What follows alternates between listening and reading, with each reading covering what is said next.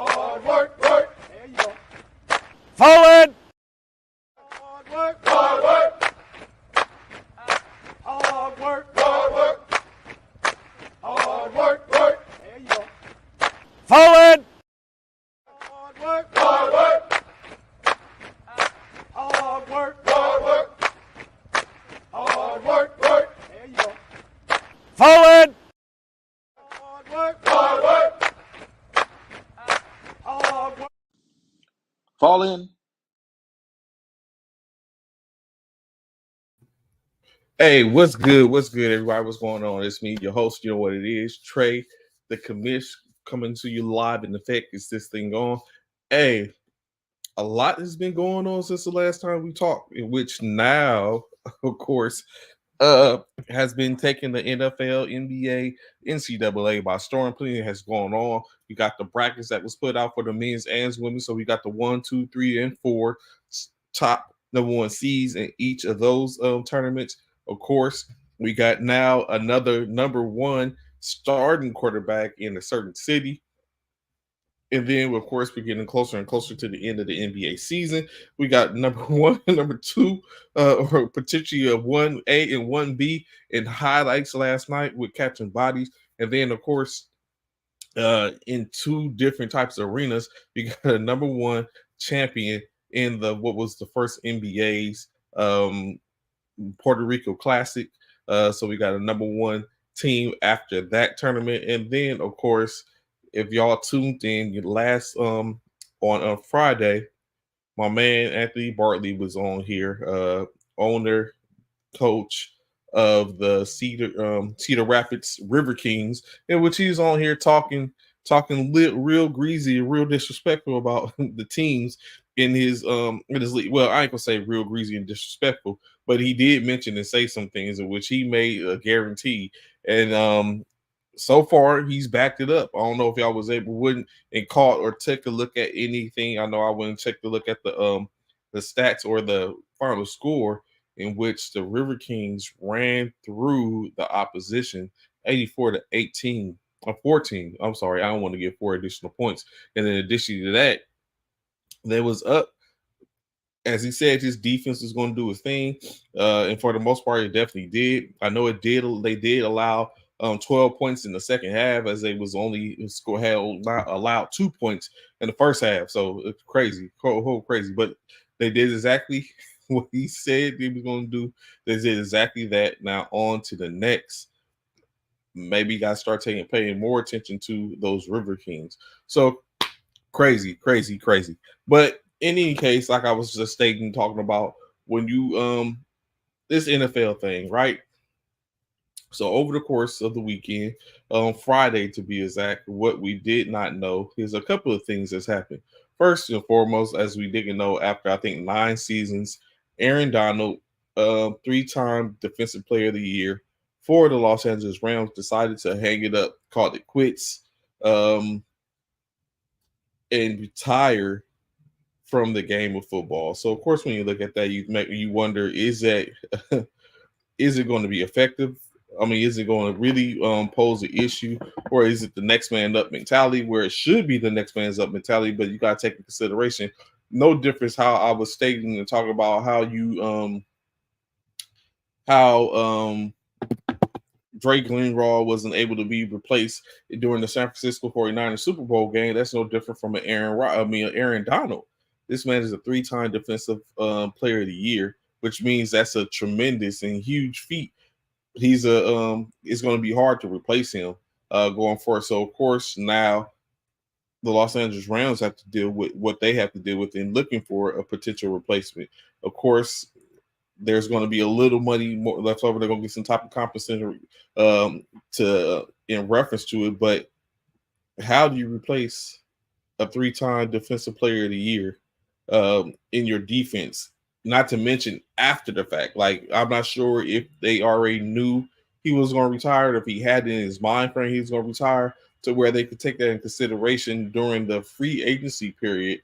But of course, now they know before we get into the draft, to where they potentially can go after, if they seen that as a premium. Now they need to find a defensive lineman a top tier defensive lineman, as opposed to what they probably want to look for prior to that. In any case, I was thinking about, do they have what it takes, or what would potentially be the Los Angeles Rams draft uh, strategy prior to this, prior to Aaron Donald deciding to hang him up. As we know, of course, Jimmy Garoppolo wants the Lakers. I'm sorry, Lakers. Once the Las Vegas Raiders quarterback, now of course had been released, um, along with Hunter Renfro, and now Jimmy Garoppolo has signed a deal to play in the Los Angeles with the Rams. So back in the California, back in the NFC, just going from, basically he's been bounced around. He went from being in New England to going to San Francisco, being in the NFC West. Then he goes to the Las Vegas Raiders, AFC West, and now he's just going to come right back, right down the coastline and back in the NFC West, potentially, maybe having an opportunity to face off against uh, his former team, which would be interesting. I can imagine if I can imagine a situation to if Stafford's out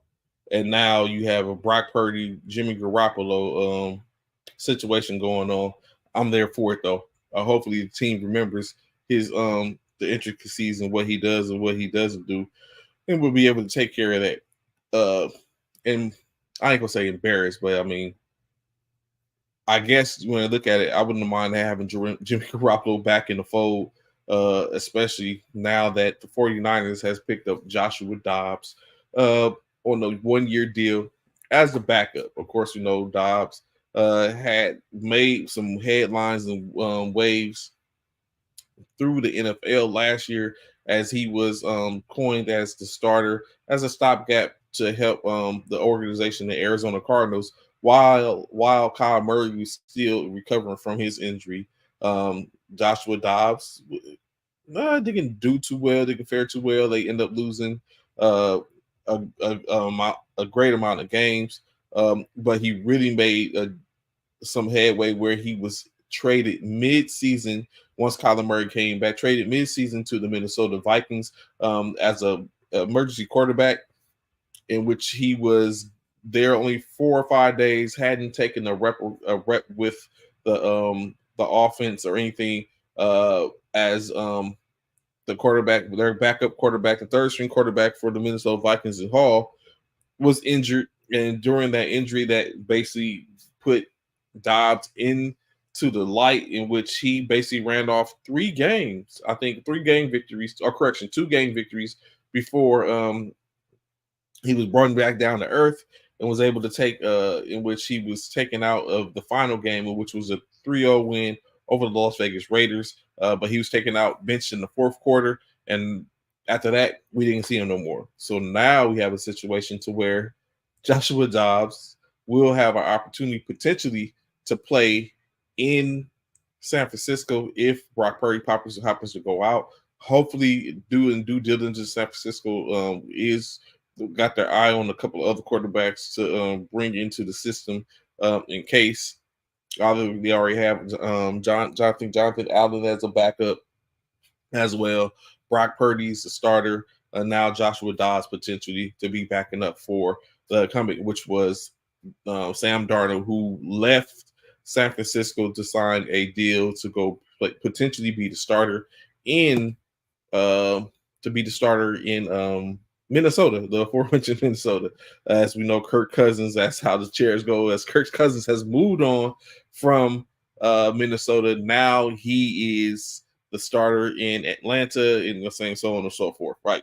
So, speaking of Atlanta, for those who's been under a rock, which I'm very sure no one has, did you see, or were you able to see what happened with Pittsburgh? So, of course, we know Russell Wilson,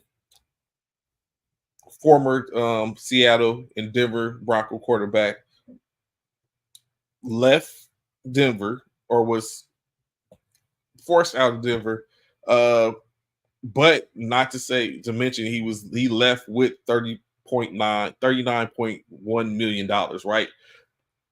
But in that case, he goes to Pittsburgh, signs a 1-year deal to be their backup quarterback, right?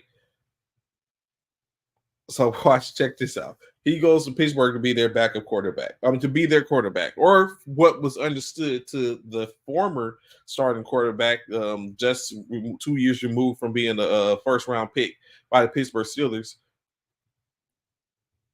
He was expecting to potentially, at minimum, compete for the starting quarterback position, in which Kenny Pickett went with the mindset of that was what's going to go on.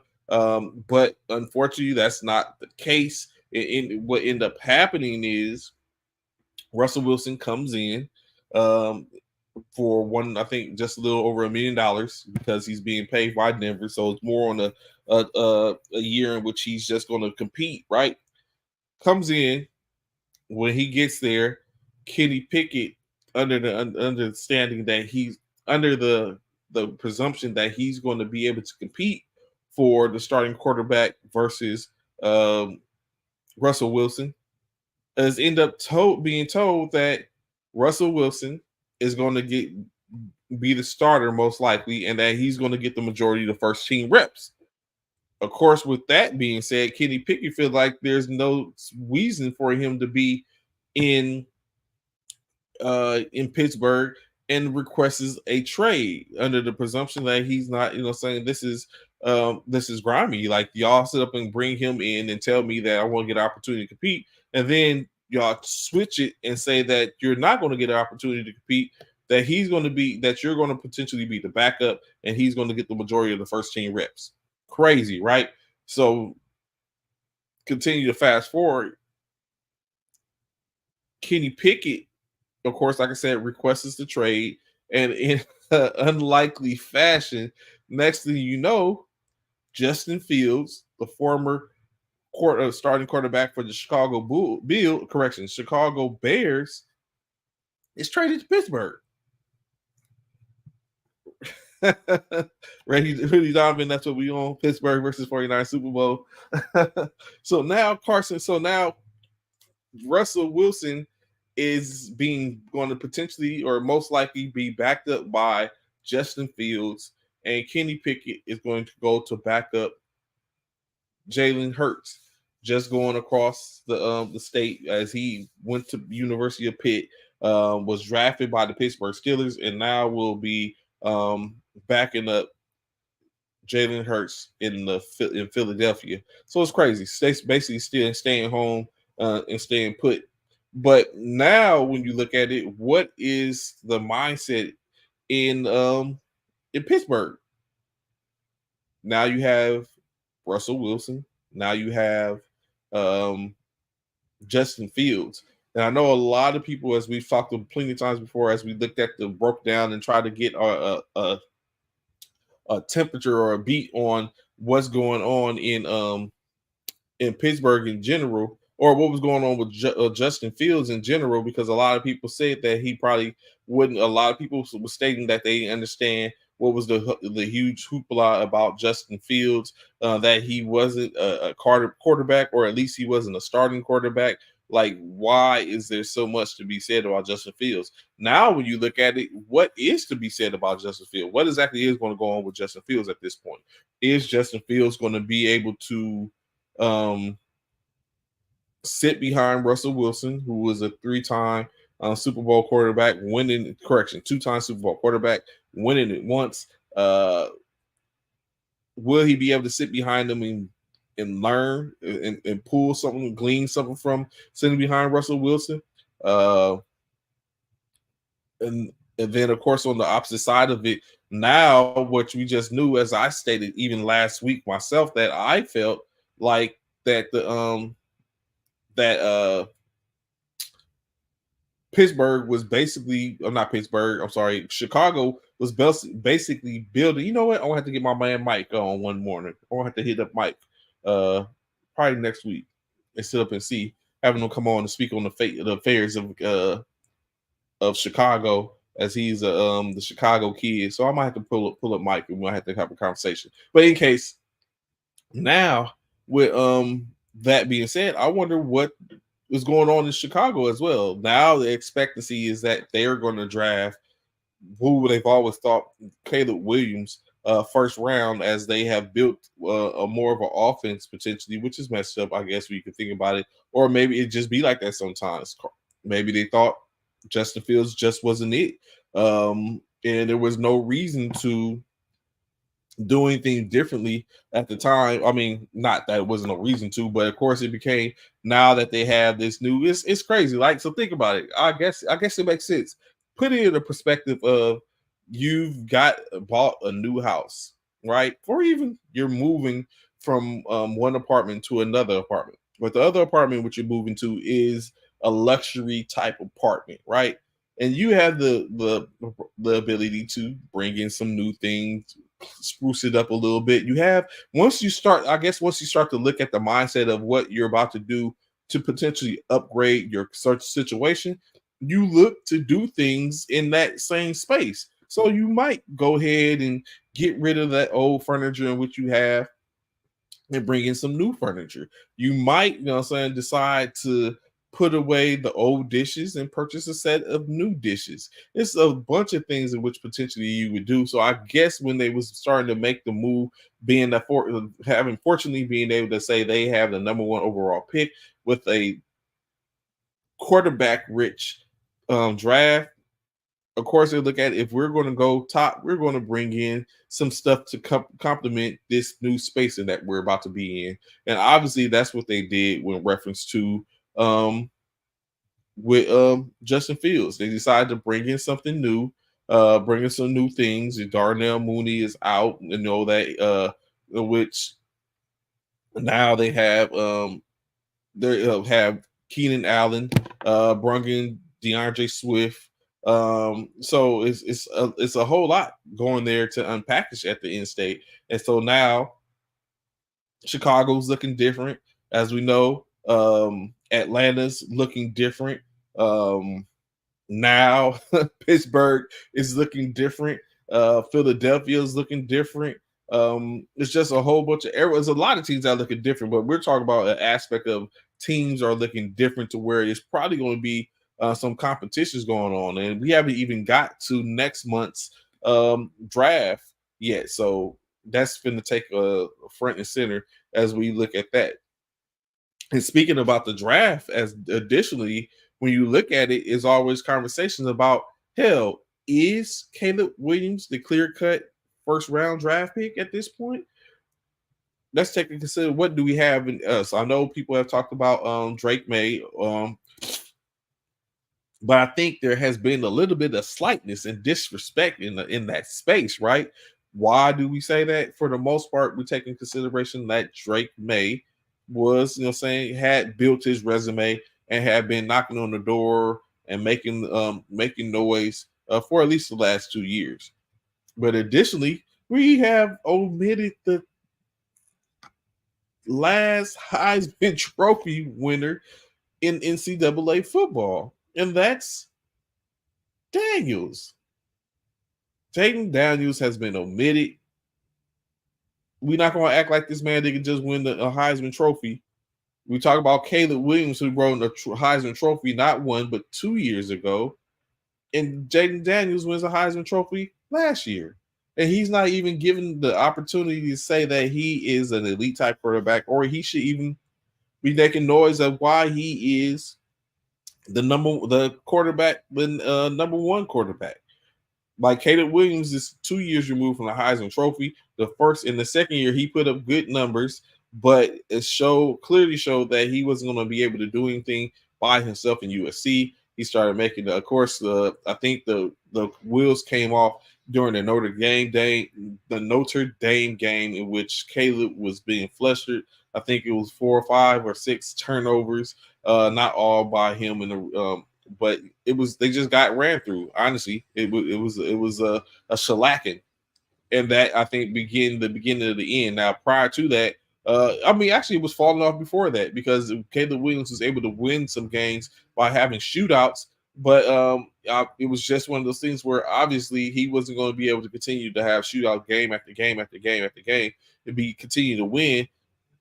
And he never got an opportunity versus Notre Dame to even put up some type of heroics to keep him in the race or keep the USC Trojans ranked.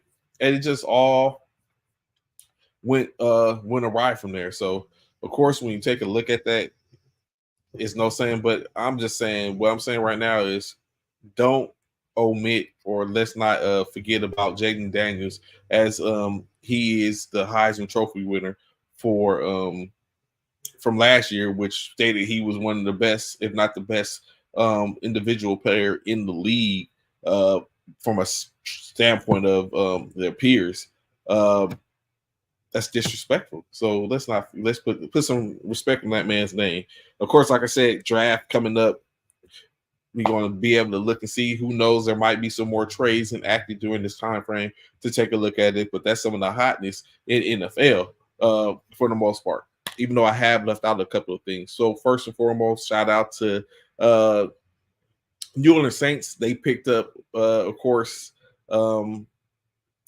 a former 49er player just removed from playing with the Washington Commanders, picked up in the fourth round trade to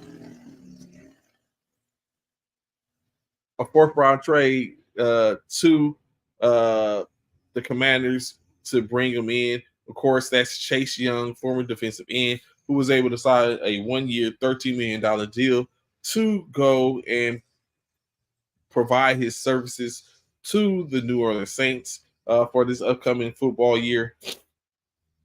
I know some of the situations. So when you look at this, right, and take into consideration, NCAA is free agency, which means these players have the ability to choose who they want to go play for based on whatever it is their parameters that are there. Of course, for Chase Young, I presume, or I would think that he didn't leave the San Francisco 49ers, who are potentially still seen as being a potential Super Bowl contender on a top tier defense. I'm very sure he didn't leave them based on the fact of that was the decision he made. I'm sure, I would be willing to say, I'm sure that he was probably given information that said in the exit interviews that let them know or put him on to the fact of maybe he wasn't the most sought after to basically return to the team, and that he was free to find an additional team or in a free agency or something like that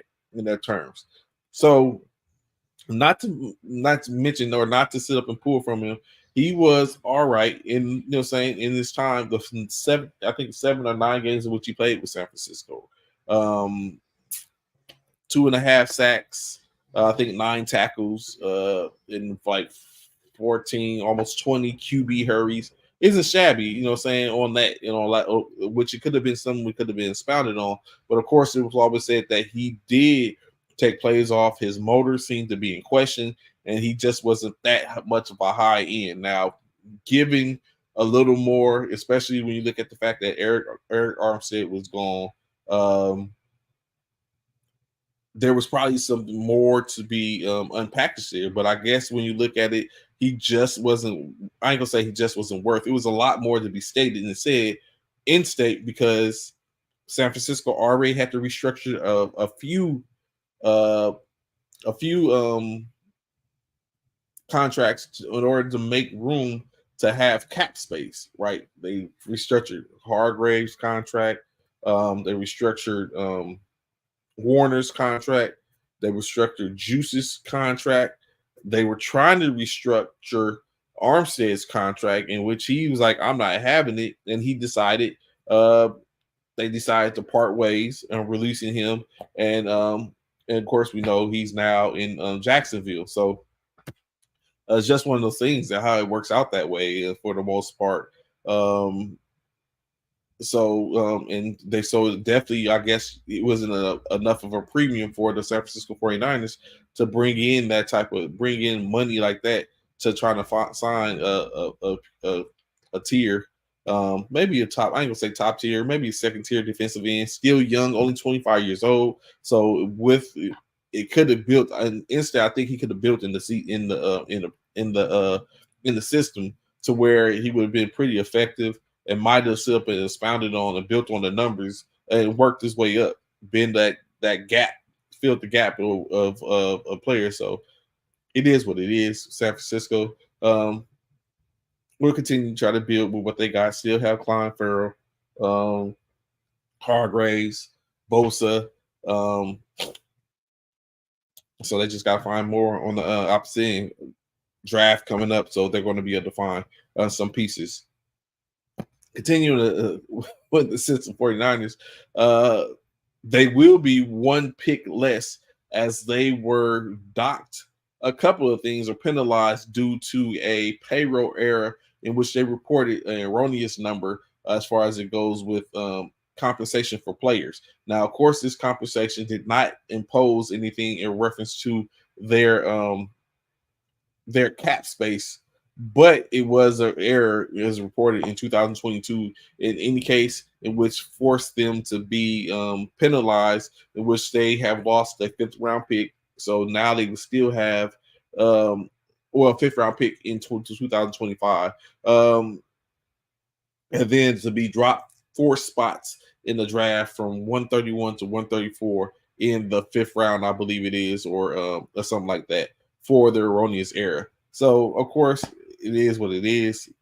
Errors happen, mistakes happen, and that someone has to pay. Of course, they own the error and will take the won't appeal. It will take the penalty in stride. So hopefully it builds on from that. Looking at the Dallas Cowboys, as we know, they didn't make huge moves. They currently are looking and seeing what they're going to do when it comes to the building of their roster. So of course their linebacker Lathan Vander Esch has decided to retire. As he stated, his body is just not what it used to be. It's not cooperating with him, and now he still up and has an opportunity to let it all go. So, saying now the Cowboys will be without Lathan Vander Esch. So going into the draft, they have an opportunity to pick up and bring in whomever else in which they see fit to fill that void, or if they already have them on the roster. And last but not least, before I bring in my man, Coach Miller, as I stated before, if y'all seen it, Coach Miller is going to be coming on and talk about some things. Get into some brown ball conversations, plenty of that to go around. But last but not least, the Raiders have announced they have picked up running back Matheson, who was basically released last year after he was expected to take over the reins for Cook in the Minnesota offense. It didn't work out. They ended up bringing in Cam Akers as well as a couple of other running backs to fit their system. It wasn't Matheson, but now he will have an opportunity to compete in Las Vegas as they look to build the usher in the Antonio Pierce era and bring a different form of football, of course. So as I stated, man who needs no introduction, he's been on the show, a champion coach, just this past weekend with the NBA first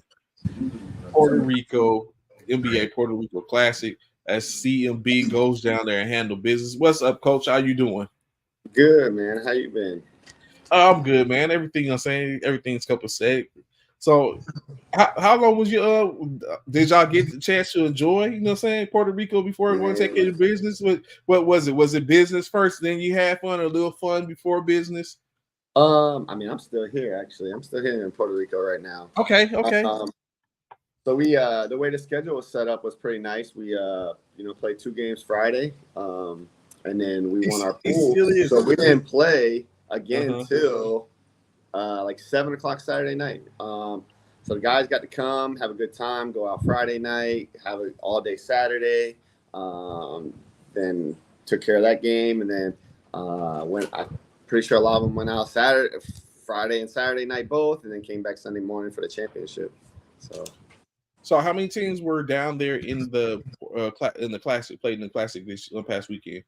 There was 8 teams down here this past weekend. I think originally when it came out, there's supposed to be 12. But I think, once you start looking at getting guys here, it's a little bit more of a challenge. It's definitely fun when it comes out. You're like, oh, Puerto Rico, everybody wants to go. I mean, I think every team had some type of challenge to get here. In Colorado, the day we were leaving, the night before, a huge blizzard hit. So we didn't even know if we were going to make it. We were rebooking flights for that day. We rebooked 6 flights that got canceled just to try to get guys out and get them here. So. Oh wow! So in the competition, how did y'all take any L's during the tournament? Nah, man. Nah.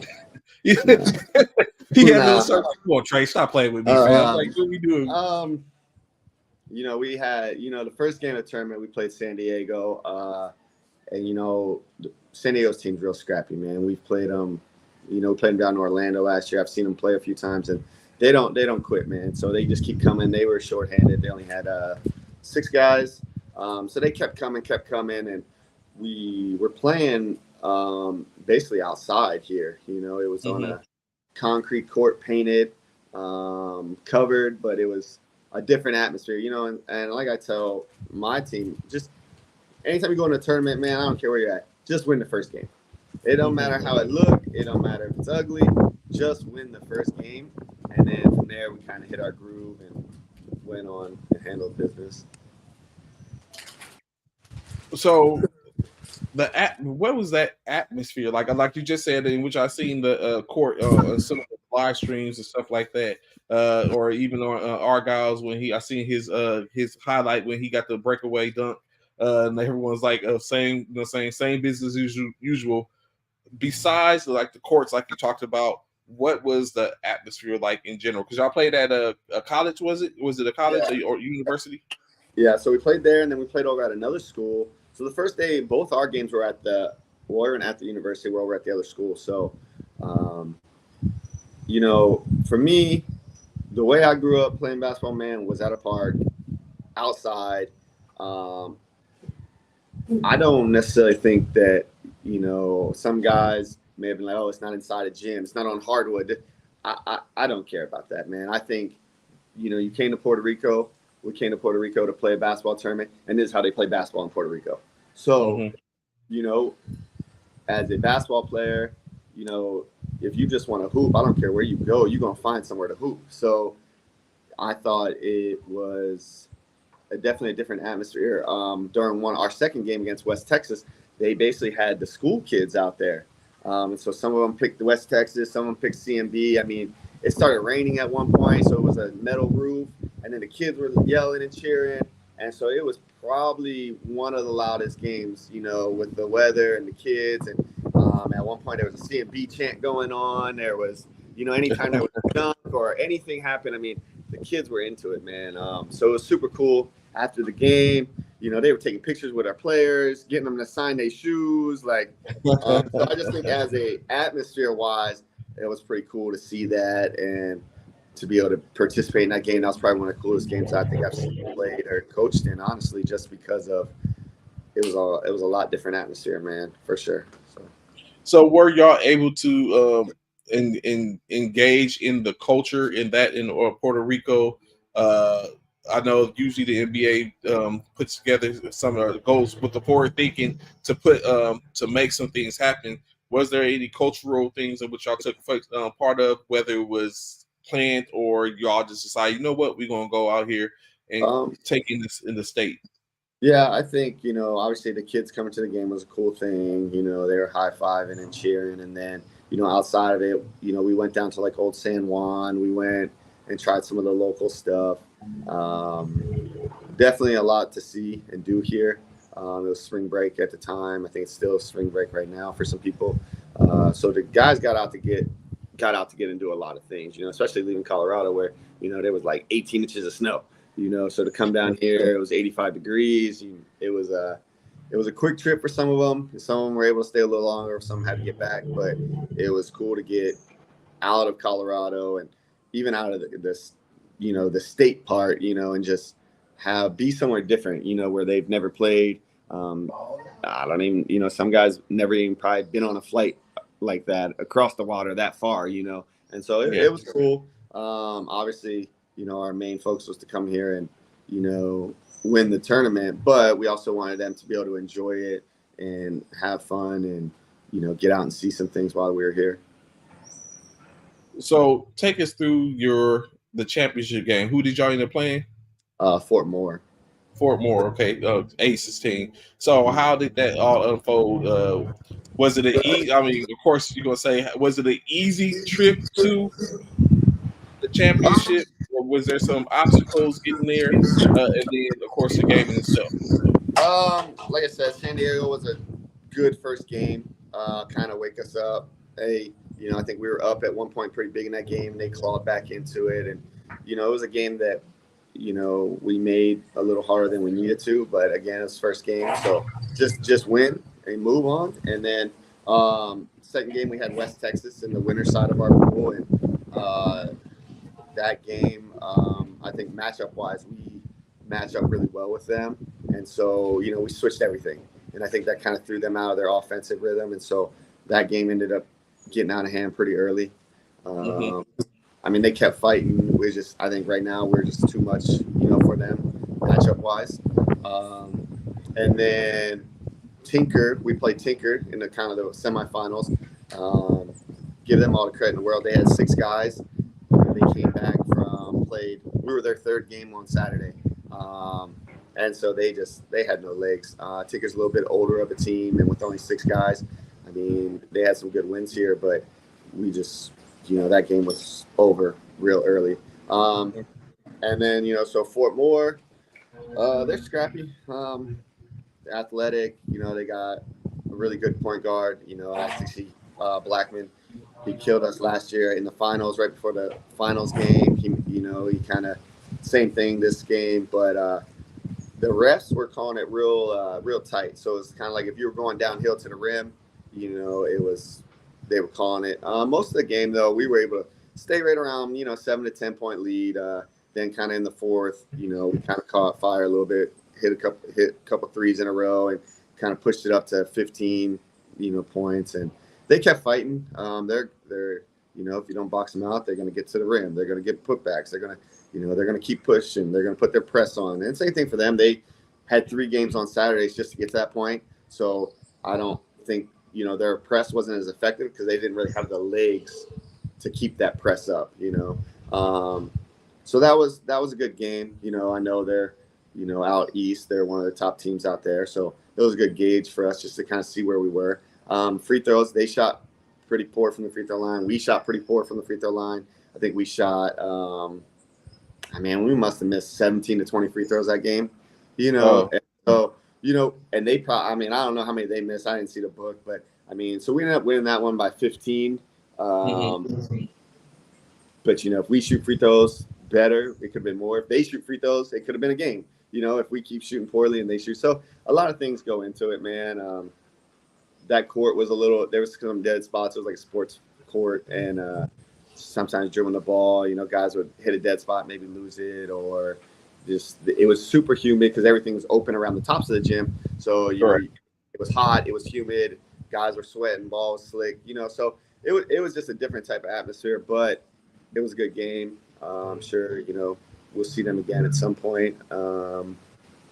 It was good to, take the lead and not give it up like we did last year on them, and be able to keep pushing.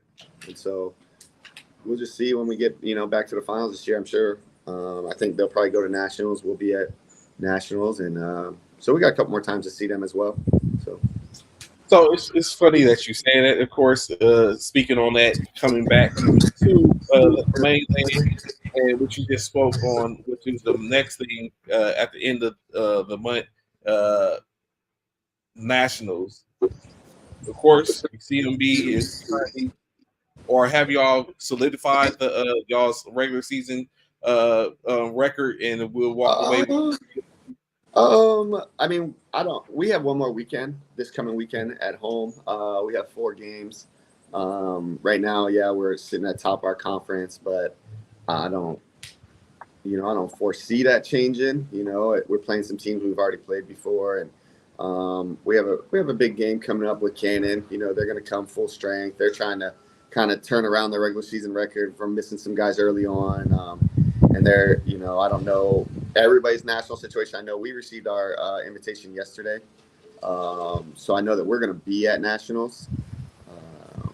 So we've kind of already started looking at that. It's kind of been on our schedule all year, so we fully intended to be there. And so far, everything looks good. So we'll go back. We'll play these games this weekend, wrap that up, and then we all have conference in April as well. So I think we'll play conference, then we're off a week, and then we'll be at nationals. And so goal obviously is to win conference, win the conference tournament, and then go down to nationals. And looking forward trying to get some rematches down there with some teams that got us last season that I think we match up well with, and just try to go down there and compete, man. So, in which I was about to say, which you kind of cooking my gumbo, which I was about to simply say, like, okay, say what is expectancy? I'm very sure everyone that comes down, every coach that's saying some of the top tier coaches as we know it, yourself, Jazz, Paris, Ace, and all that. As we come down, everyone starts to come down and engage on the city of San Antonio JBSA. What is the expectancy? Of course, we know is to win, but legitly and respectfully, knowing saying from where you were last year to where you are this year, what do you potentially see as the outcome for y'all in Nashville this year? Last year the difference was people didn't expect CMB to do much. You know what I'm saying? So we kind of were under the radar a little bit. I think we got a nationals invite right after we won conference. I think we went most of the season. We slowly creeped into the rankings. We've kind of been up there in the top 10 this year consistently. The team we had last year was a lot different than this team. I think we only have 3 guys coming back from last year's team. Now when we bring in our, we probably go with our 2 exemptions down there that we had last year. A lot of guys know of AJ Walker out there. Our goal is to get him back in, and another guy, and we're gonna be tough. And we want all the smoke. The same as last year. I think this year we're a lot deeper. When we go to the bench, we don't have a drop off this year. We've consistently been able to get 9-10 guys traveling and at games, and we're going to be hard to beat, man. I think that's all you really want is to know you go into every game and you want to be a tough out. Like, you want teams to not look at their pool and be like, damn, that's an easy win. CMB's in there, and so every coach looks at their pool and is like, all right, we should get that one. We should get that one. That's going to be a tough game, and so that's all you really want is when teams know when they come to play you that if they beat you, they're going to have to beat you. You're not going to – it's not going to be an easy game when you play CMB. There's a couple other teams out there that when you play them, even if you expect to win, that it's going to be a grinded-out type game. And so Nationals, we're looking forward to playing some of the teams that have been ranked up there. We had played Hawaii out in San Diego. In San Diego, we went out there with 6 guys, 6-7 guys. I think we were missing 6 of our top 8 players. So, San Diego tournament was fun. We went out there, showed my brother Dave some love for his tournament.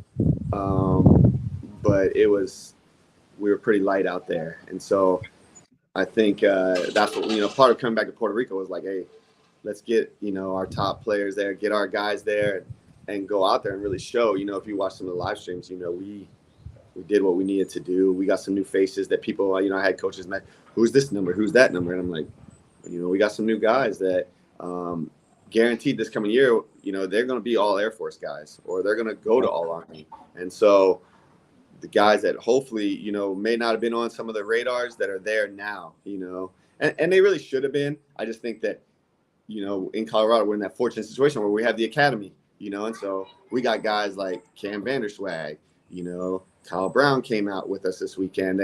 They're going to be at all Air Force camp.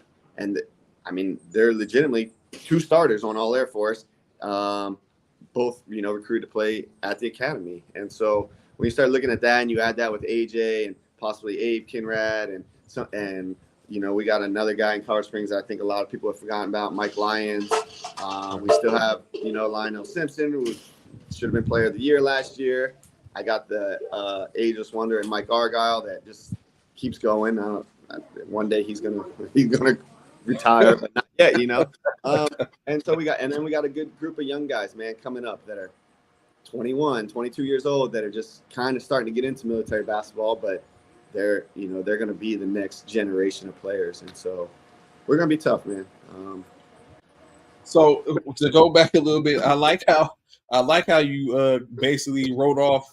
I like to say wrote off, but how basically you eloquently put that West Texas and Tinker basically wasn't a challenge for y'all. It's like how you said, like, we just got out there real quick and and knocked them off.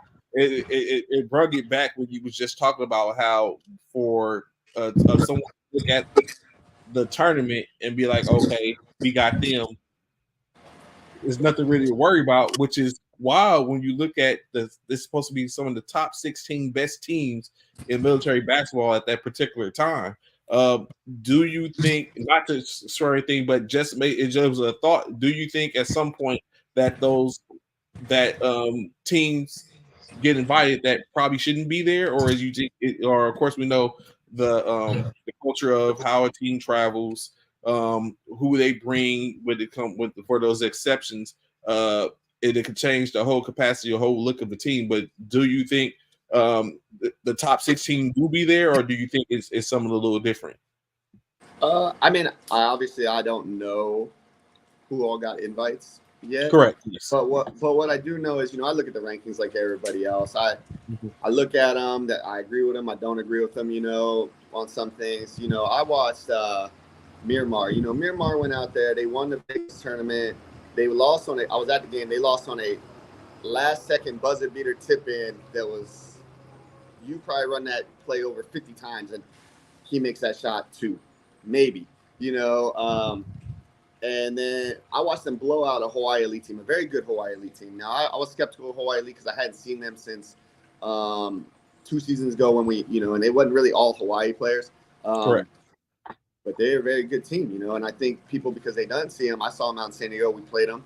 Now, again, we played them shorthanded, but I watched Miramar dismantle them by 25 points, and then I watched Miramar come out here to this tournament shorthanded.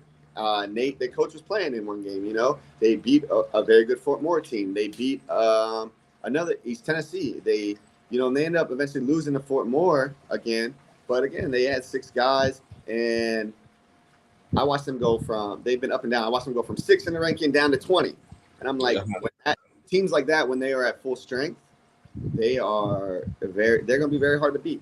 And I'm sure there's many teams out there like that, right? And you're like, okay. And so it's hard, I'm sure, when you're doing the rankings to look at it and be like, well, I'm just looking at scores. I don't know who they had there that weekend. I don't know this. I just know they won a tournament, finished runner-up, and then I think the next weekend my guys from Miramar went down and 0-4, But, I know Nate personally. He took one starter down there. So it's like, and they dropped all the way to 20th. But I know that and I also know Nate, and I know the exemptions they could bring in and the team they could put together. So it's like, if they're there, they're going to be very competitive. And it's a team that people probably don't even think about, And then I've looked at teams in the top 25, and I don't see it, because I've played some of them, and I'm like, they're solid programs. They have some solid players, but overall, in my opinion, there's, I would say, maybe 8 teams that legitimately have a chance to win. And it may be less than that, man. You got JBLE, if the Marines put a Marine team in, or come as Pendleton or Miramar, depending on how that shakes out there on the West Coast, they're going to be very tough. You got, Fort Bragg's is a tough team, I think it's Fort Liberty now, Yes. Hawaii Elite, they're, like I said, they're a very good team, depending on who their exemptions are. You have us. Luke is always very well coached and plays very hard. There's just, there's after that, there's just, I haven't seen everybody, but, and you don't know how they travel, you don't know who they're going to come with. But when I look at the rankings, you know, in the last 2 seasons, you know, we've lost to JBLE twice. You know, I don't know what Fort Liberty has, but I know only time I seen them was at the Nationals last year when we played them. You know, and then Pendleton, depending on what they come with, you just never really know. And so there's always the kind of the big programs, we'll say. So I look at it as like there's maybe 5 to 8 teams that I'd be like, you know, out of the 16. The other ones, there's going to be blowouts at Nationals. You know, there was blowouts last year. There's going to be some teams that maybe surprise you based off who they pick up. But ultimately, I think you're going to be looking at kind of your same top teams right there at the end competing for it when you get down to the Final Four, you know. And I think that's just kind of how military basketball is based off of the installations. And, you know, we're teams are 15, 20 games in their seasons right now. You kind of know what people have and where they're going to fall. And so I don't think you're going to get anything too crazy, you know, coming in there. So outside of yourself, of course, obviously, in what you think, outside of yourself, if you had to choose someone else to potentially walk away as Nationals championships, who would that team be? I mean, obviously JBLE, you know, right now, that's the rematch that we're looking for. They got us, you know, at Nationals last year. It was very, you know, I think they got us by 4. Down in Orlando, they got us. You know, we were shorthanded, but you know, we played them tough for a little bit. And we just gassed out. But I think with the team we have, and I've heard, you know, some of this, they have some new players. They're kind of retooled. I think they have obviously a very good chance to repeat this year. And until, you know, somebody shows me they can just flat out beat them, like it just has to go there, you know. And that's respect to them and their program that they've built over there. But that's a rematch we want. We want to play the best teams. The Orlando tournament was cool because everybody brought what they thought could be their best team. They went out, they pieced their team together, they put the best teams they could get. You know, if you were a top player in the military, you weren't sitting at home, or you at least got the call to go play. And I think tournaments like that are good because it allows you to really see everybody and really find out where you kind of line up with everybody, you know. And then you have tournaments where it's just strictly installation based, and it's good because, again, not every team or program can go get guys that played college basketball or overseas or played all armed forces or this, that, and there. So it keeps it balanced, you know. And so there's a few other teams, man, that are going to be tough. They're going to be really tough. But we want to see them all, man. So in saying that, of course, who would you say is the sleeper right now in military basketball? That puts, I mean, of course, it's hard to say. I mean, if I had, we of course right here on First Formation on at 1500 or 3 p.m. on Sunday. We'll be having the national NMBT or National Military Basketball Tournament selection Sunday, I guess you could say. So of course, then we'll know for those who haven't called and let their buddy know, like, hey, we're there. We'll know then, but which it might be like knowing that, okay, who is already in it as speaking amongst the community, but at least then we'll know where they're at with the rankings, who's in who's pool, and what's going on from there. So of course, 1500 Central Standard Time, First Formation, we're going to do another selection Sunday. So just also who have you seen as you've been watching that has been a team that you're like, okay, they come in, or they look like they come in, or they have been they've been surprising you? I mean, again, I still think you know, Miramar is a team that people probably haven't seen a lot of, man. That they got really good guard play. They have you know, Iverson in the middle that is damn near the strongest player in military basketball that I've seen. Like, I'm not, you know, he's only 6'4", 6'5", but down low, I mean, I just haven't seen nobody stop him down low, you know, regardless of height, size. And depending on what pieces they can add to bring with them, man, they're going to be super tough. So if you haven't seen them play, just they're good, man, especially if they're full strength. I think that, you know, I got to see Luke again. Luke is, you know, they play hard, man. They got guys that come in, play their roles. Even their bench guys come in and they just do what they're supposed to do, man. And they play hard the whole game. And so I think if you play at teams like those and you come in, even if you jump out early and you don't keep your foot on them, you're going to end up in a game that you could lose, or that you look back and you're like, damn, like I was up 15 and we lost by 10, And so it's kind of like what happened, Fort Moore, same thing. They were down, I think, 22 to West Texas at this tournament. And they came back in the fourth quarter, dang near, erased the 20, 22-point deficit and won the game. And so there's teams that you can't let up on, man. Like some teams, newer teams, younger guys, they might fold, but some of these, older teams or more seasoned teams that have, more veteran coaches, their teams ain't gonna fold. They're gonna keep coming at you, and so I think it makes for it's gonna be some tight games. I think, last year there were some teams that probably shouldn't have been there. I mean, I also think when you're looking at 16, you want the top 16 teams, but you're going to send invites out that teams aren't going to come, teams aren't going to travel. And I think that's the hard part. You want certain teams there, but you also want teams that are going to come, right? I'd rather have a team that might be ranked 20th, but they're going to bring 10 guys versus a team that's ranked, let's say, 10 that shows up with 6 guys, because at a tournament like that, you can't get through it with 6 guys, man. 6, 7 guys. It's too long of a tournament, too many good teams and players that you just can't show up light and expect to win it, So speaking of rankings, right, in which is this 2-part, or the conversation is a 2-part. Of course, you have the rankings in national basketball, the college basketball, which of course we know one of the biggest tournaments in that's out there. The March Madness is about to take place, but going in which rankings kind of like helps to get these teams in, as well as tournament play to the champions automatic bid, and then of course the resume, which is their gameplay over the course of the season. But what do you think about what has now become a new staple in military basketball, about the coaches poll that has been put together? What is your take on the coaches poll and the disparity between that and the NMT poll? Man, I think I've only seen the coaches poll out once. Okay. I think our spot lined up right.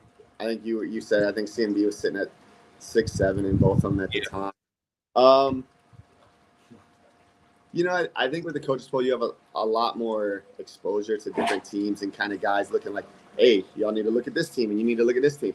I also think there's some coaches that have no business ranking other teams on there. I think there's some coaches that barely got business coaching and they on there ranking other teams.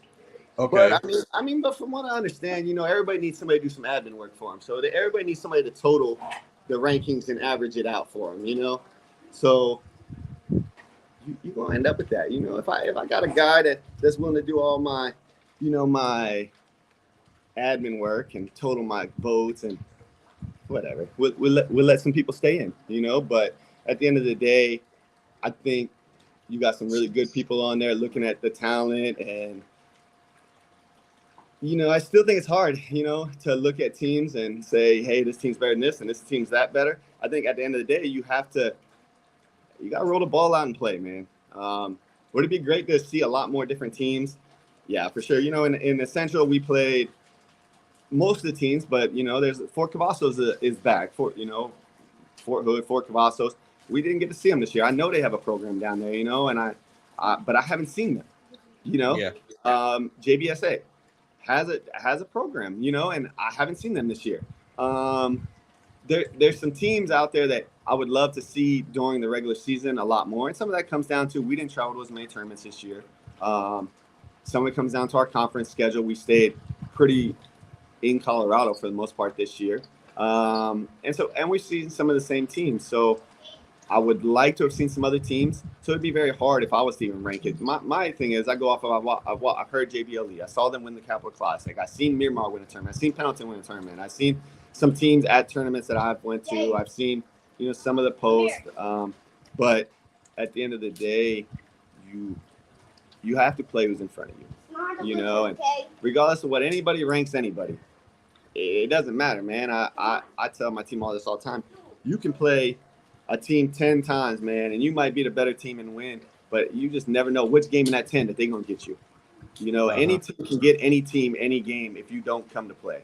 And that's the good thing about military basketball is like you also never know who's going to be with every team, so you could get beat any day. It's one game.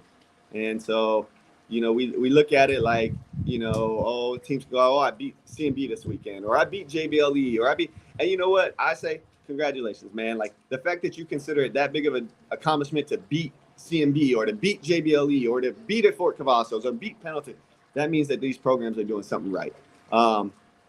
And then I think, when you look at those teams that go to play those teams, that's a measuring stick game for them to see where they're at, and just see how you stack up, and that's why I say when we want to play everybody, you want to play the best, and right now for me, my top team that I look at in the country is JBLE. It's a game that they all the way on the East Coast and we out in Colorado, because I would have loved to have played them already this season. And so nationals is our only opportunity to do that. And some things have to fall in correctly. We got to win some games. They probably got to win some games, depending on how the seedings come out this year. But again, last finals, you were there. We were a 3 seed. We were a 3 seed and beat both the 1 and 2 seed in my pool. Yeah. And credit to Herbert. I had never even heard of Herbert. They won the conference. Then all of a sudden they were a 2 seed. We were a 3 seed. I hadn't seen them, and it was a good game. It was a very good game, that we were able to pull out. Fort Liberty was the 1 seed in, and I think we beat them by 15, 20 points. So it just comes down to they hadn't seen us, we hadn't seen them. You just got to roll out and play, and I think that's where people also get it confused. When you play the same teams over the course of time, you get a familiarity with them, right? So you know how to guard them. You know what their guys do. It's a lot different when you got to show up and play new teams. Because you got to make adjustments on the fly. You got to figure out, this guy wants to go left. This guy can shoot. This guy can't shoot. This guy can't dribble, or whatever it is. And so when people are like, oh, well, we played them tough. Well, yeah, you played them 5 times. I hope you figured it out by now. So that's kind of the beautiful thing about nationals, right? Is you're going to get everybody. Hopefully, you get everybody. And so Coach Miller with the gospel this morning. Y'all better listen in and catch his word. So you just said something that was different, in which I see. Like you said, we haven't seen much of CMB on this year, as say in equal same way we haven't seen much of Luke this year. Yeah. So two different programs in which we've known you guys to simple play. Is what for y'all? I guess I can say for y'all, what is the reason why there hasn't been much CMB out there and doing everything? I think it's just kind of the tournament's just kind of lined up with a lot of guys being in the field. A lot of guys, we got some guys that also coach over at the academy. And so the prep school season kind of, if we're at something, they would be at something. And so and that's kind of the downside too to these rankings, right? It's like we could have went to some stuff, but we would have went light-handed. And so we made the decision, I was going to go to Pendleton because, they were honoring, Coach Crawford, a coach that I played for when I was in, and, show up for Dave's tournament and support them, even though we were light-handed, But the problem is you go to tournaments and say you don't do as well as you could because you're light-handed, and you start seeing rankings come out, you start seeing this, and you're like, the excuse of, oh, well, I'm missing 6, 7 guys, it doesn't matter, it's military basketball. Like, you got to show up and play with who you have. But when you have certain goals to get certain places, and come national time, you're going to have your whole team. Or we knew for this Puerto Rico tournament, we would have pretty much our whole team, and we were still missing a few guys. And so you kind of got to be strategic about that stuff. Now, Luke, I'm not really sure why we haven't seen them much. He already set up. Mike Richardson has put up the, hey, what's up, Trey? CMB is a 2nd seed this year. Already a sneak peek. So there you have it. Those that's out there listening, or this is going to be the 2nd seed. Don't know who is in their pool, but already CMB is the 2nd seed. Yeah, and that's right where I would say we are, man. Like I said, when I look at teams, I look at Lucas beat us, JBLE has beat us. Now we lost to a team that I gotta say, man, it's still very tough. That some people are still wishy-washy on is Fort Riley, man. I was about to say, I see Fargo's in the comments. I was about to say, Yeah, I was going to ask you about that. I like Fort Riley, man. I really like Fort Riley. They got us once this year. Again, we were missing a couple guys, and we were in Colorado, so we shouldn't have been missing guys, but work, and we were. So then they came back the next month though, and we had to lay it on them a little bit when we had everybody, just so we can make it understood. Like they're a very good team, but so are we. And again, they got us. They got us at home, and they have a very good team, very good program. That is a team, again, like I know people, they had a run last year and people we were talking about, they're still there, man. And they're actually, I think they're better this year. They got a little more size this year. They got some bigs. Even their bigs is shooting the ball. Like everybody out there is shooting that thing, man. Like, and so it's like, you can't, like they got 6, 7, 8 guys that could get hot and could light you up, man. And so if you don't know them, again, that's the thing. I've seen them a lot, so it's like I know how to play them. I know who I got to pay attention to. If you don't know them, their guys are going to get you. You're going to look at them. They look undersized. The guards look undersized, but they run around shooting it like they Stephen Clay out there, man. And so that's a team that I think if they were at Nationals, they're going to beat some people. Are they going to be there? I don't know. I hope so. I think they deserve it. I think they're better than a lot of teams out there for sure. So yeah, I'm just so basically what I look at it, how I look at it, with a seed number 2 seed, that means the 6 are in the top echelon of when you look at that, or top 8 for this part from that fact of the matter. Does it enter your head like who are 7 teams? I mean, we don't know where you would lie in. Saying you can be number 5 of the 8, but in your mind, who are the 4? Let's just say, from what we know for a fact, who are the 4 teams that are above you that are probably going to get the number 1 seeds potentially when you look at it from this aspect? JBLE. I think they have Fort Liberty up there. I haven't seen them. I think I've seen they had Hawaii Elite up there at 3rd. And then I saw they had Mayport up there above us. I haven't seen them. I don't really know everybody they had above us. Do I think we're a top 5 team? Absolutely. I think? But again, I haven't seen a lot. The 3 of those teams I haven't seen this year.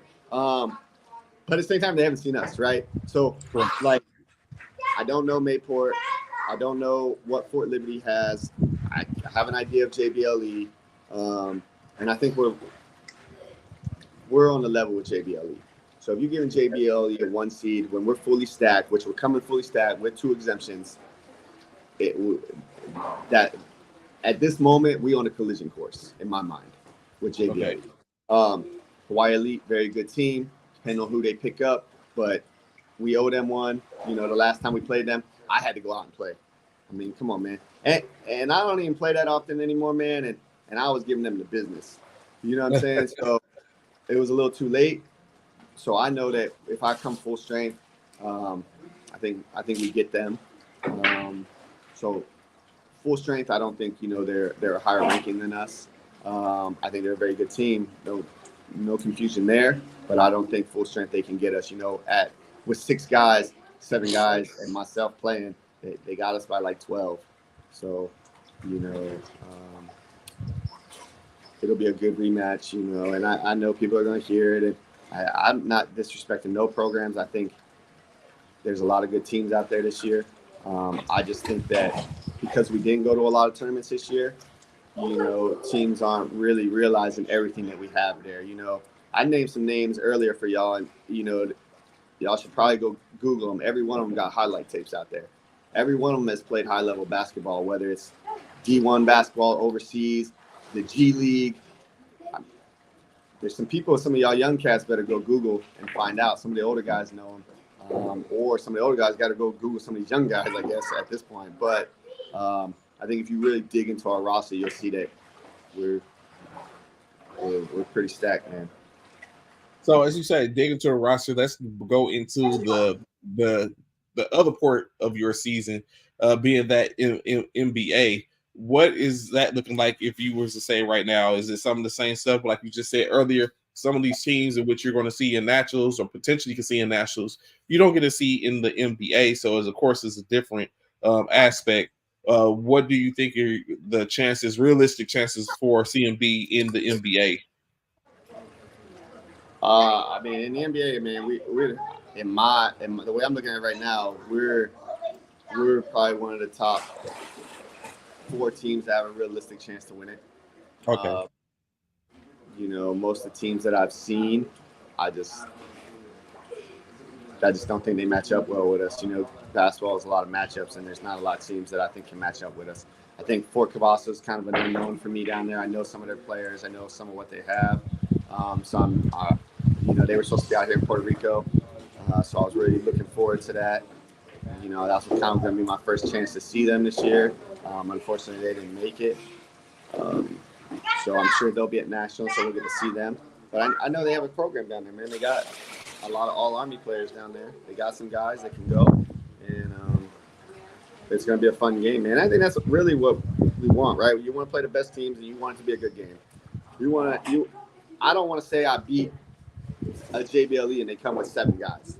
I don't want to say I beat Fort Cavazos and they came with 6, 7 guys. You know what I'm saying? I want the team to come, and I want everybody to be saying, we got our squads, we're loaded.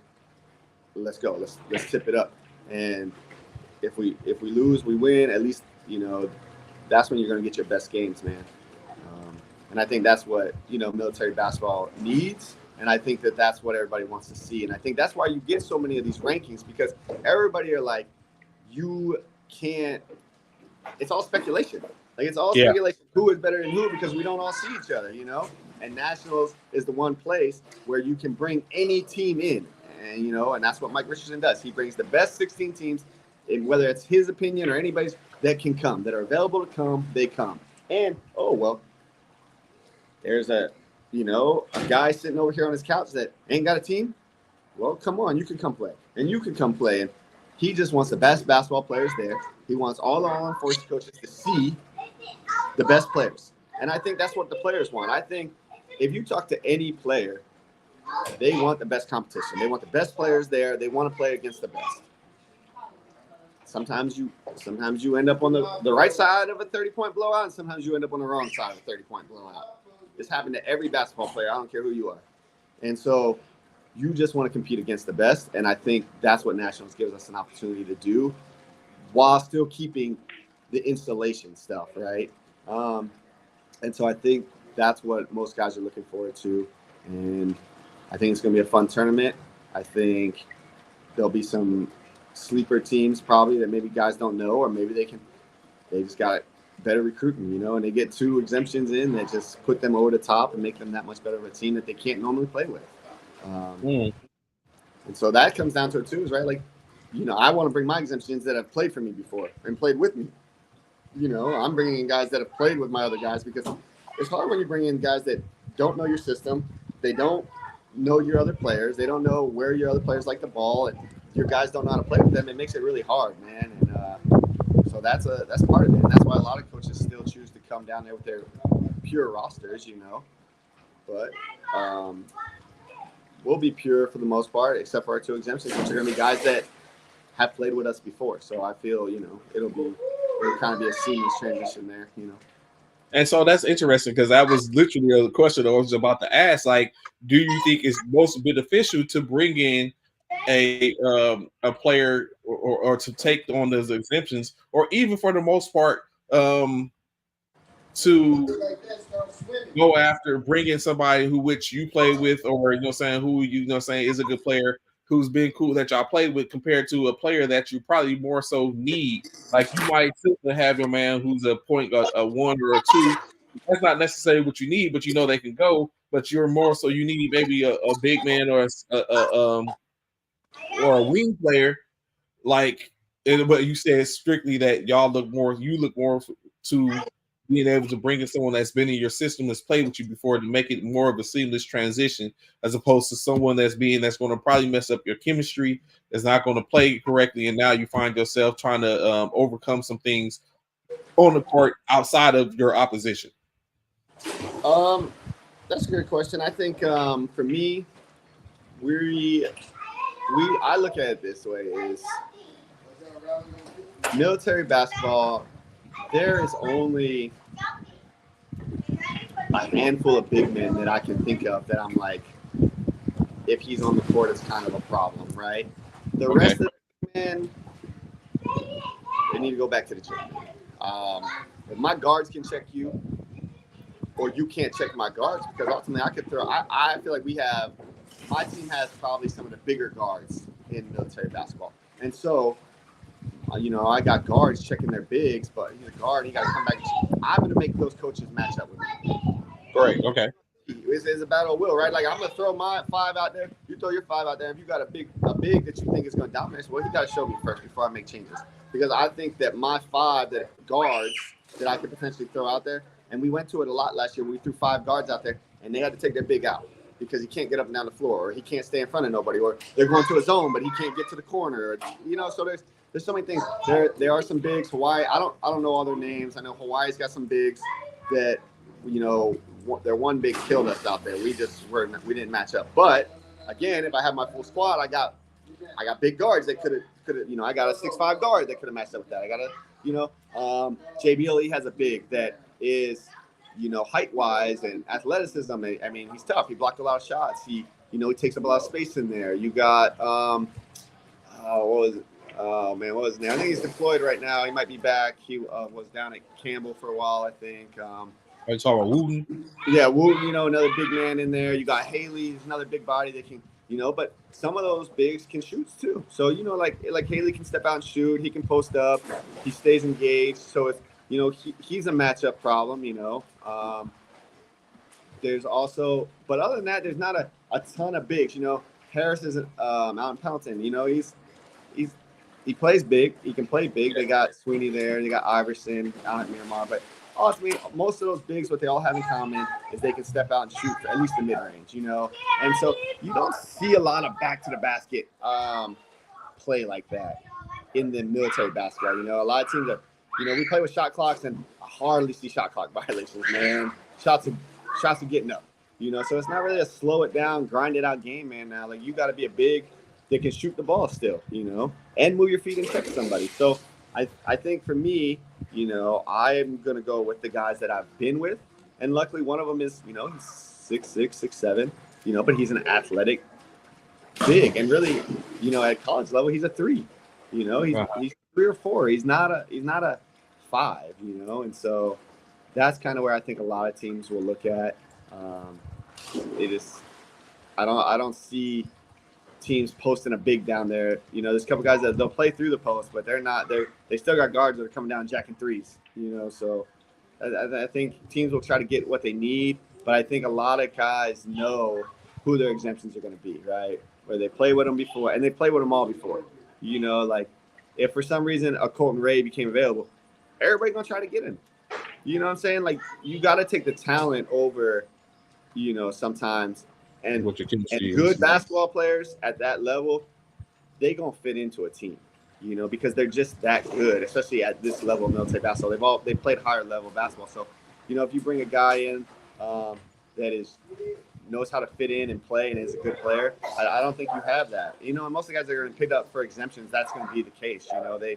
They're guys that you're bringing in for a very specific person, for a very specific reason, and you know what you're going to get with them, and so you're going to live with that, and some guy, I think the only thing you look at, as a coach, you just look like, okay, who's my team going to be okay with me bringing in, if I'm bringing somebody in, and how many minutes am I going to get them? Am I going to start them? It's like your team has to, and so as a whole, I think we have a very unselfish team that they just want to win, and they want to play a good brand of basketball, and they want to play with the best and against the best, and so who are we bringing in, I think is going to mesh real well. So it's funny that you say that. Just that quick, I thought of a hypothetical question. If military basketball had a transfer portal, who would be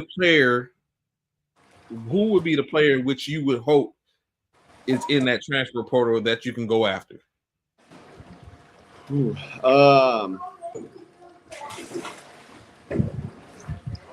I mean, I would love to have Chris Harris out here in Colorado with me, man. Okay. I know he's up there in years, but he just the leadership he brings to your team, man. As an older veteran guy, I mean, and as an old head, I mean, we just saw what he did at Armed Forces, man. And so I think he's a guy that makes everybody around him better, right? Unfortunately, being in Colorado, we don't have a lot of Marines out there with me, so that wouldn't happen, you know. But you know, we got Fort Carson, we got so mainly Fort Carson is basically where all our players are out of now. So you know, a lot of Army guys, you know, if they can get to Fort Carson, CMB is a good program to come play for, and I would definitely. There's some Army guys out there that I would definitely love to have. You know, I don't know our tampering rules in the NBA. So there's a lot of guys, man. There's a lot of guys that are playing for a lot of good coaches that, you know, and I've seen them with those teams for a few seasons now. So I think there's got to be some kind of PCS coming up soon, man. And, I know I got some guys going out, you know. Some guys are going to be more. I was about to ask the question: would you lose anyone in your transfer portal? Would there be anyone that would be like, you know what, I want to try I would take my talent somewhere else to see what's out there? Like, who do I have leaving? Yeah. Well, no, you don't have to say. I was just saying, would you, in that hypothetical question, would anyone leave CMB to go to the transfer portal to be picked up? I think my guys are happy here, man. Okay.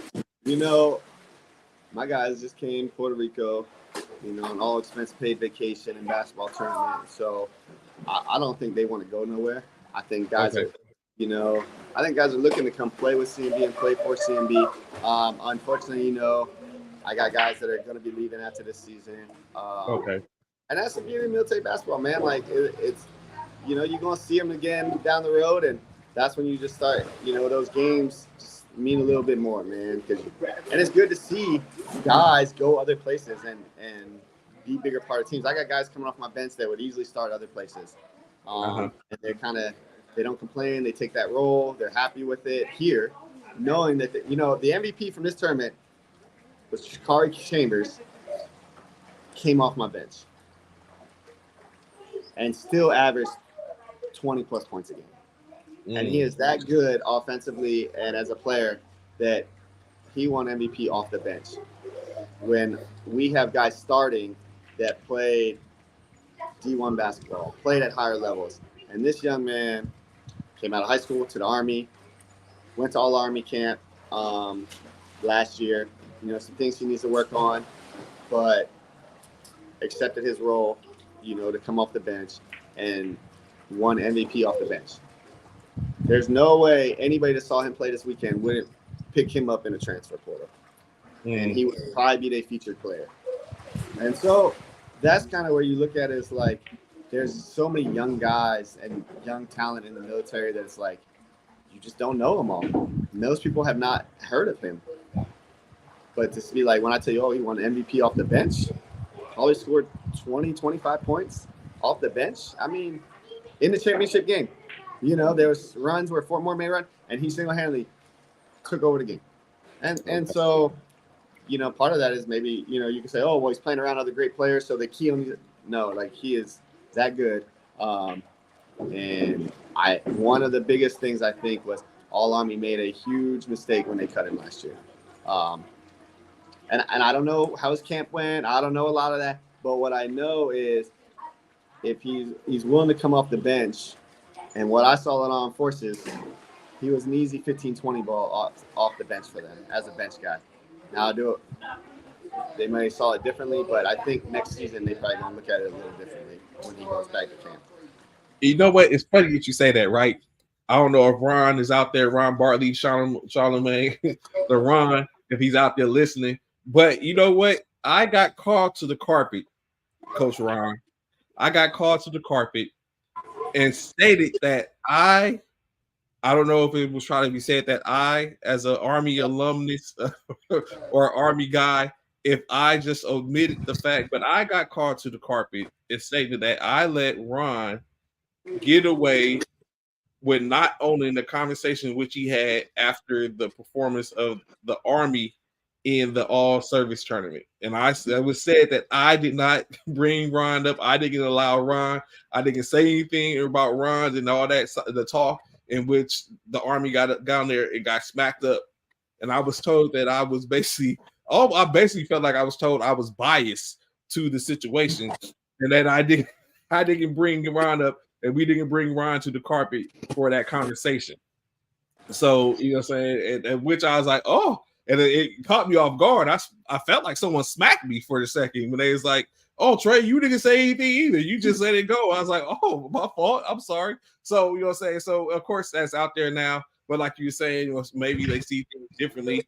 I don't know if that was the case, but I mean, it happens. You know what I'm saying? I think they tried to run it back with what they had. They won the goal the year before. They tried to run it back with what they had. And I still think, if you put those same lineups out there, the same rosters, I mean, everybody was pretty much giving Army a repeat. And I think people would do that again. So that just goes back. Anybody can get beat, man. Especially when they're, games like that they're must-win games, and you just got to find ways to win them, man. And so maybe they just didn't have the same drive they had the first year. I don't know. I mean, they had, you don't know what injuries they could have been dealing with or whatever, but it takes nothing. Every guy on that team could still go, I just think that he still has, from what I've seen, they got a lot of young talent coming up still, and they're going to be very competitive going forward. And, I would love to see, guys like, Jakari on that team, just to get that experience. My first year at All Marine, I made a team, sat on the bench. It was like, you're getting the experience, young fella. Go sit over there. Go get the towels. Go cut some oranges. You know what I'm saying? You made All Marine, but you're going to go do this over here, And then, my second year and then third year, it was like, okay, now we let you play a little. And so I think getting guys exposure, especially if they're going to be your 11th, 12th guy at that level, you got to kind of maybe look ahead to the future. It's like, okay, this kid's going to be really good. You know what I'm saying? This might not be his year, but I got this spot right here. Then let him come experience it and see what it's about. And, I'm playing the long game with this kid that he's going to stay in the military. And in 2-3 years, he's going to be the guy, And I think that's the type of talent that, he is. And so hopefully, he's improved that much more when he goes back this next year. Hopefully he gets to go. And, I hope that, the armed forces coaches, all of them, their prospects, and they keep in touch with them and they're telling them what they need to work on and what they want to see out of them so that they know. That's all I say to the players, not knowing what they want from you. And, I think, if you stay in touch with them in the off season and you're constantly in communication with players, building that relationship, saying, hey, this is what you need to do. This is what I want to see from you. Hey, you just want MVP this tournament. Hey, great work.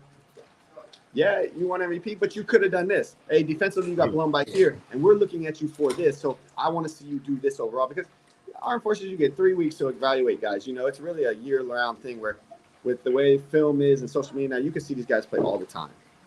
And so really those 3 weeks is kind of more just gelling guys together and getting them to play the way you want them to play.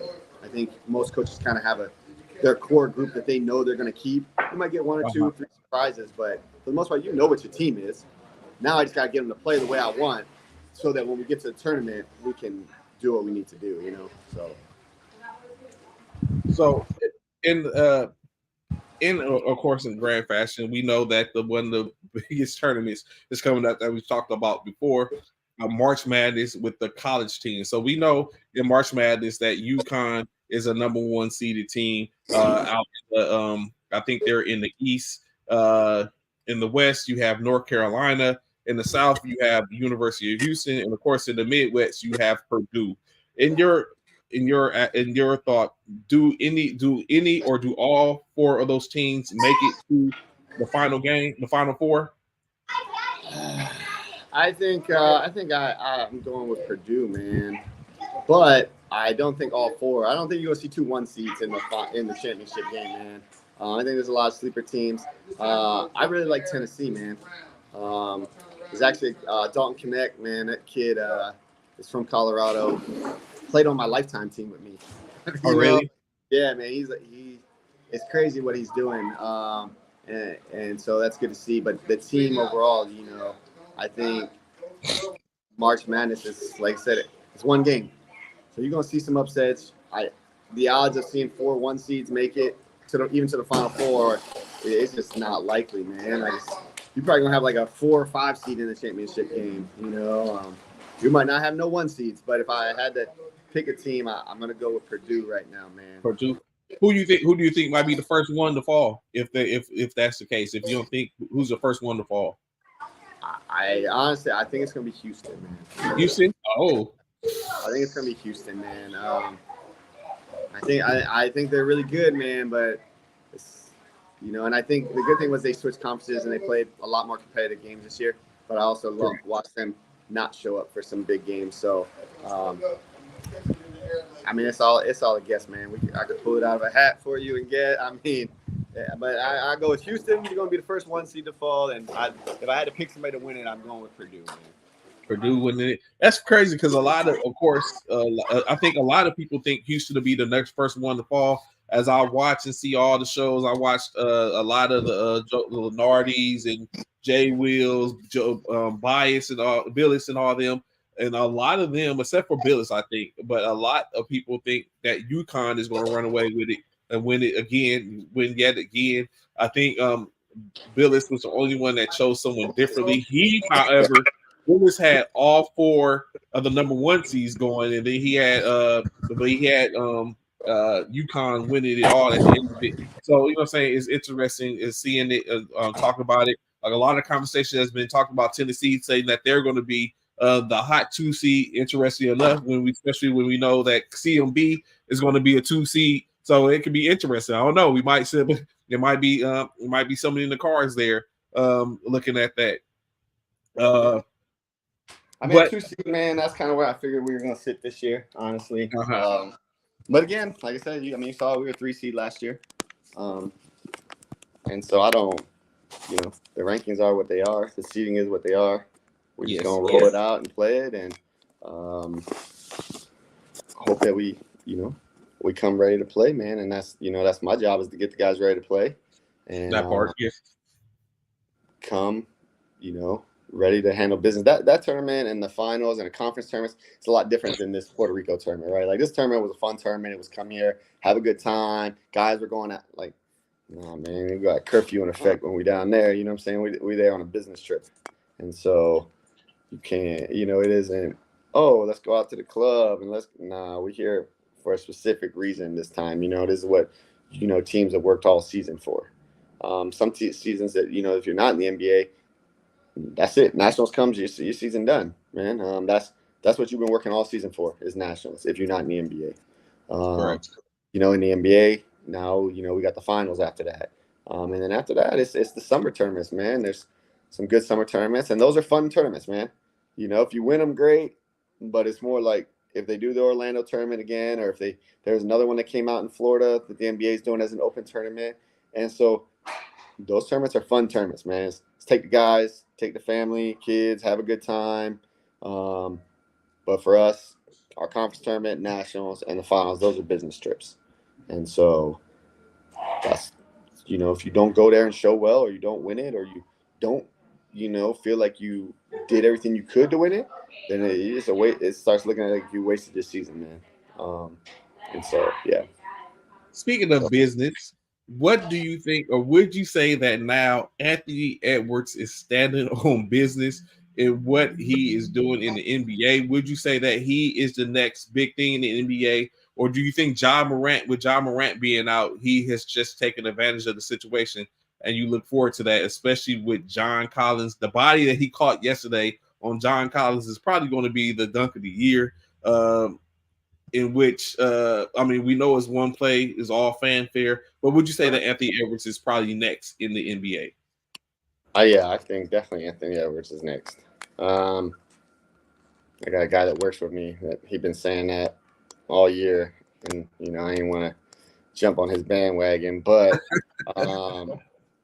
no, he's tough, man. I think John Morant, when he came back for his little stint, he showed what he can do and what he brings. But you can't be next up and have, behavior issues and a lot of off-court issues, no matter how good you are on the court. So, and Anthony Edwards has kind of kept, both right, we'll say. And so I think he's definitely kind of the next guy up once, it's KD, LeBron, Steph, all them are gone. It's going to be Anthony Edwards' league. And which is funny because just last week in which I was talking, I forgot who else besides Cornelius who was on the show.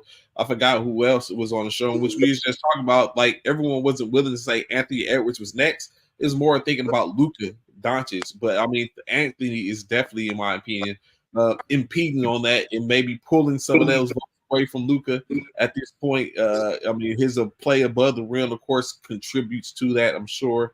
But, I mean, but do you say, even for either one of them, if does that up next go along with your team if your team isn't winning? Yeah, I mean, I think there's been some players that were on some bad teams that were still, helping carry the league before, and I do think, obviously, like, if you're next, like, you make your team better, right? Like Anthony Edwards and Minnesota have definitely been a lot better team. My team's Denver, so watching the rankings, they're constantly, 1, 2, 3 right there with OKC as a shock. You got Shea Gilgeous down there. He could be next. I think you're not going to have somebody like Kobe or LeBron to just fully carry the league by themselves like they could. So I think a collection of Luka, Shea, Anthony Edwards, I mean, Wemby, guys like that, with the Wemby now, so guys like that, I think it's going to be a collective effort that, that is what draws people in with the younger, crowd to watch these young guys play because, LeBron, who knows, I mean, maybe 1, 2 more seasons, I don't know. KD, then KD's going to start, okay, well, how long's he got left? And, Steph, how long's he got left? I mean, and so a lot of those guys are going to go, and then now you got these young guys that are going to keep carrying the league, and I think it's in good hands, man. I think that's kind of like the evolution. I think we talked about it before.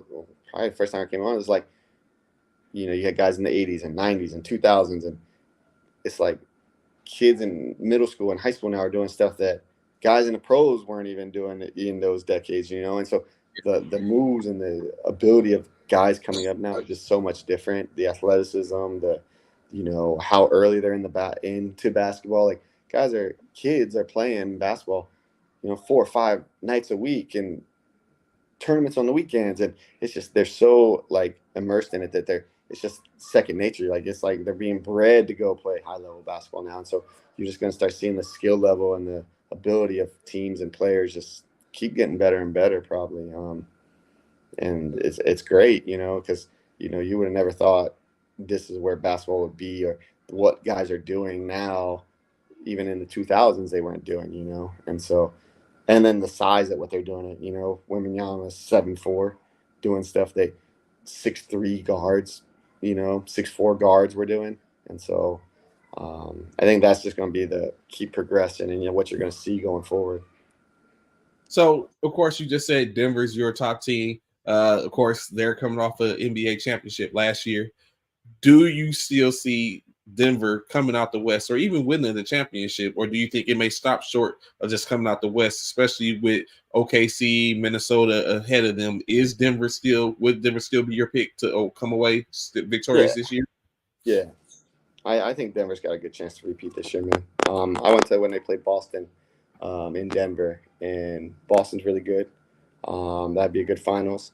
I think in a 7-game series, I don't think teams are going to be able to beat Denver in a 7-game series. I think there's teams that can, but I think Denver with the chemistry and the the way they've been playing, I think they're going to be all right.